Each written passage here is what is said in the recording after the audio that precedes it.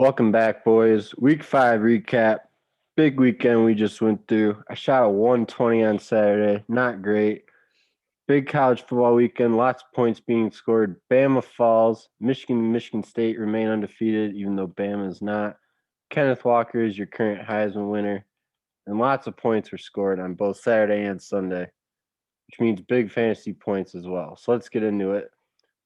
What better place to start than our team? Texas size 10-4 is just absolutely completely going off, setting a new record. As you can see, first team to reach 200 points with a nice 213. Feeling pretty good about ourselves. Let's see how this one went down.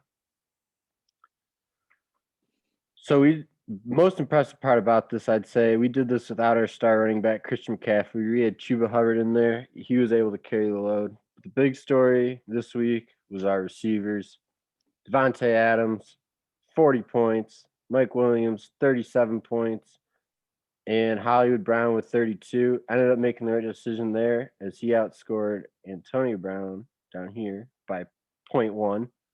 So you're happy to see that. A little nervous I've seen that 32 on my bench. Turned out no reason to be concerned. Everyone had at minimum an average day, but most had higher than that. We cruised another victory. We put the league on notice. Now we just gotta keep our foot in the gas. We'll see you all coming down the stretch.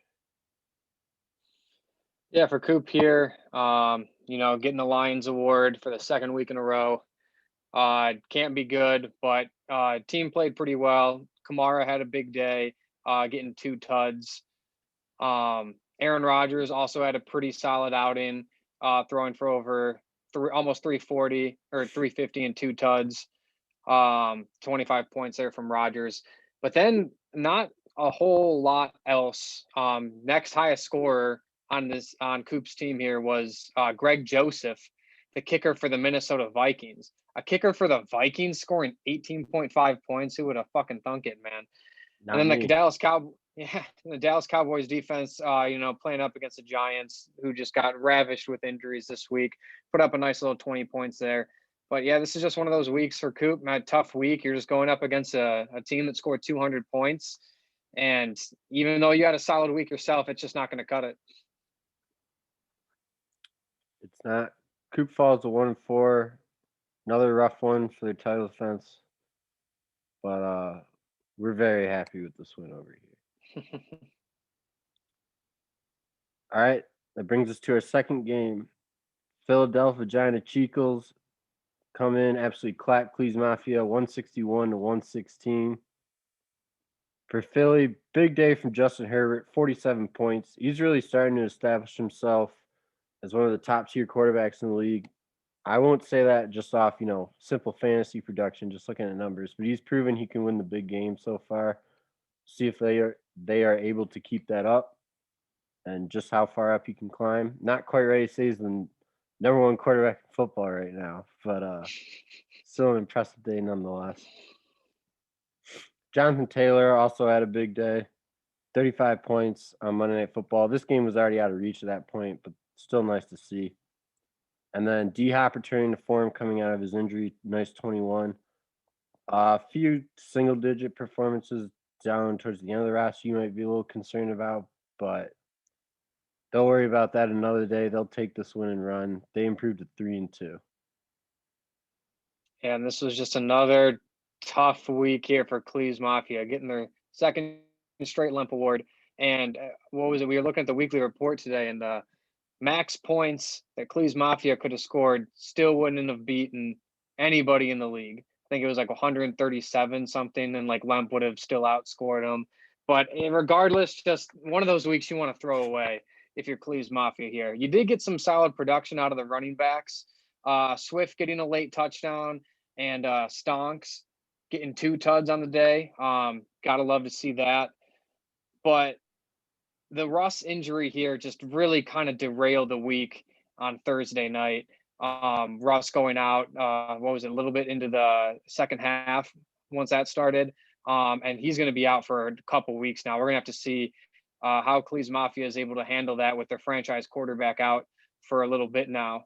But yeah, just another tough week, another week you want to throw away if you're Cleas Mafia and just start looking ahead, man. 1-4, you're going to be a tough hole to climb out of, but you just got to keep looking forward at this point. And I think also Derek Carr went down. I think he did come back, but that had to give him a scare. They almost lost two quarterbacks in the same week. Yeah, I think I did see that Card ended up coming back, but yeah, that would have been a tough situation there, losing both your quarterbacks in 1 week. All right, so that's the wrap up from that game. We'll see if Cleveland Mafia is able to turn around and if Philly's able to keep the success up that they've had. So we move on to our third game here. We got Leeroy Jenkins taking home the Swiper Award with a win of only 4 points with a score of 149 to 145. And the big news from this one, the one and only Tom Brady puts up a whopping 45 points. Actually did manage to outscore his age this week. I know I said that would be a hard feat to do because he's just so old. But he did find a way to do it. Another big week from Najee Harris and Justin Jefferson, the two young guys on this team. I've shouted them out 3 weeks in a row now. They've just continued to excel. And yeah, overall, just a good win for this team. Nothing like blowing the doors off, but solid win. They'll take it. Not a ton of noise coming out of the front office after this one, so it seems that they've learned their lesson to remain a bit humble. We'll see how that holds up going forward. But good win for them. They improved to 3-2. Dude, for Kev, man, this has just gotta fucking be just a morale killer. Losing by only 4 points, man. You've been scrapping and clawing for multiple weeks now, just so close to getting some of these wins and just them being just a little bit out of reach. This one's got to sting. Josh Allen and Eckler continue to carry this team. 70 points combined between the two of them. Those two have really, really been showing out for FaZe Kev this year. Darrell Henderson put together a solid game, getting a touchdown on the Thursday night game. But then again, just the story of the season has been just everybody else, like just a bunch of single digits, just stuff that's like you're not going to cut it moving forward if you're really going to try to string together some wins here and try to salvage a season out of this. So kind of the same thing with Cleas Mafia. This is just one of those games where it's like it's going to hurt for a little bit, but you got to put it behind you and you got to get ready for next week. Whoever's facing FaZe Kev next week, this dude is due. So you might be in for a loss next week. This kid's so due at this point. He's got to get a win here soon. This is the second straight week for FaZe Kev. They lost the Lions award by 1 point to the GOAT KD. So they're not even getting that the pity from the rest of the league. You just can't buy any kind of happiness right now. Dude, it's been rough over there so far.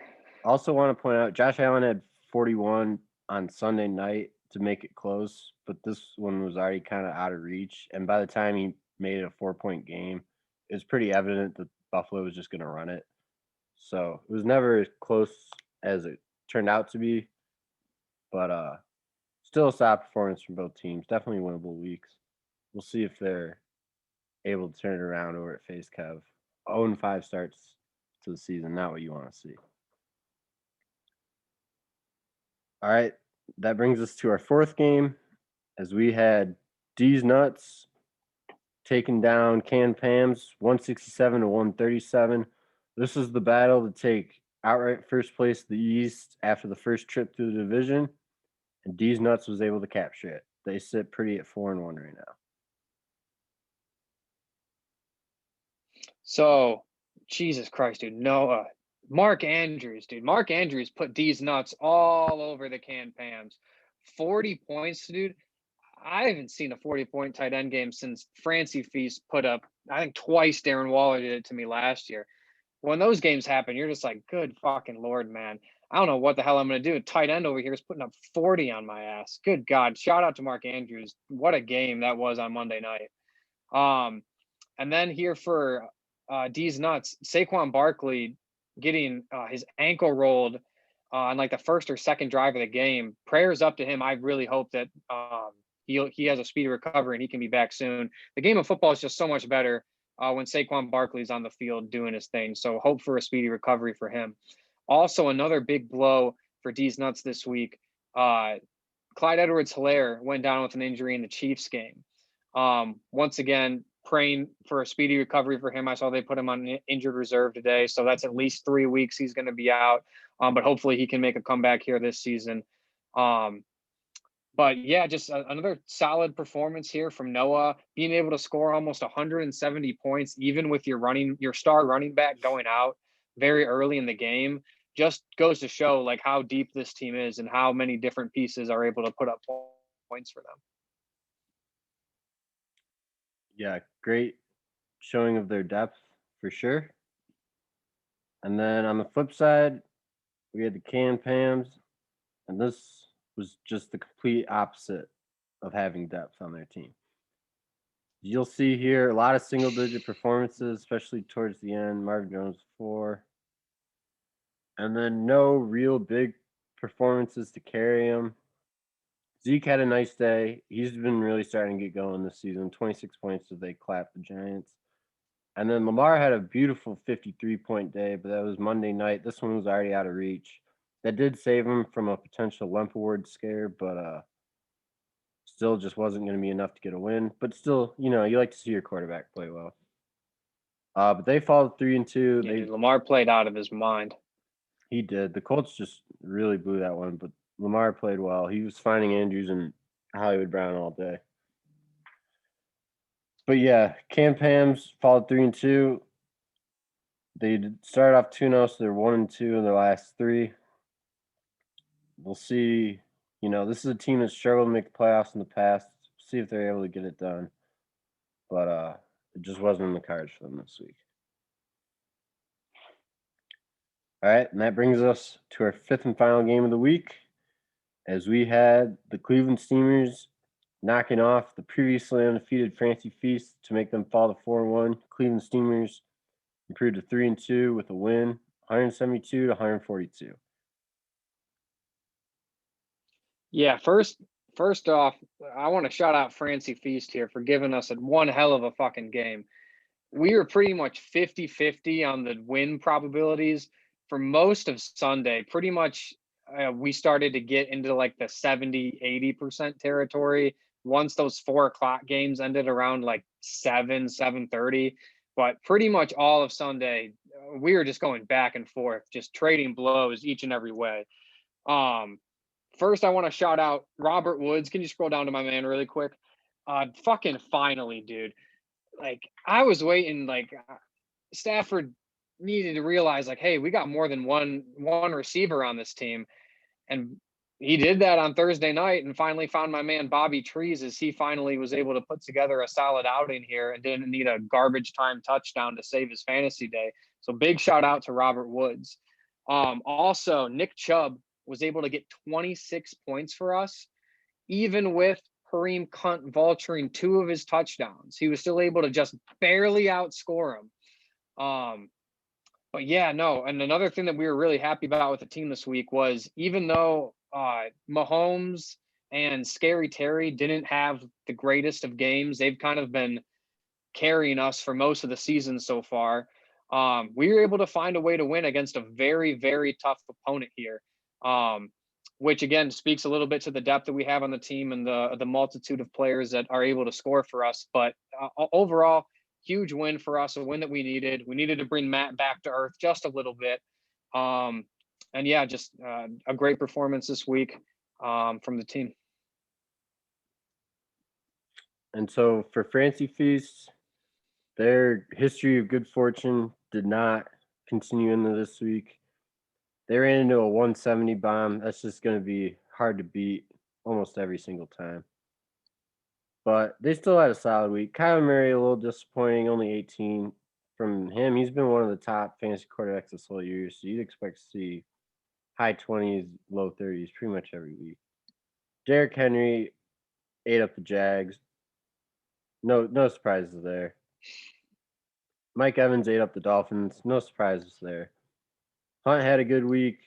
Well, even though he was still outdone by Chubb, but he did have 2 touchdowns. And fucking vulture. Yeah, like Francy Feast had a solid week. A little disappointing performance from Chase Edmonds. And then Juju, he got hurt. It looks like he's going to be done for the season after getting shoulder surgery.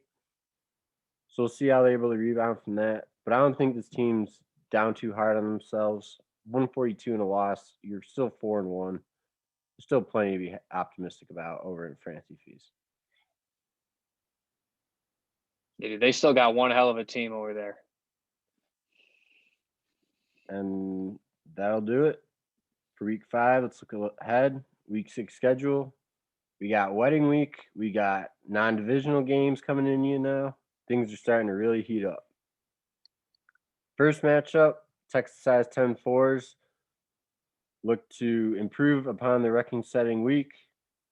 They take on Cleas Mafia. They're just dying for any kind of win they can get right now after their one win to FaZe Kev. See if they're able to get a second one. Second matchup, the man of the hour, the GOAT KD, look for some fantasy success this year. They fell to 1-4 this week. They look to rebound from that. Cleveland Steamers coming off a big win over Francy Feast. See if they're able to keep that up. Nick, how you feeling going into this one against everyone's main man, Coop?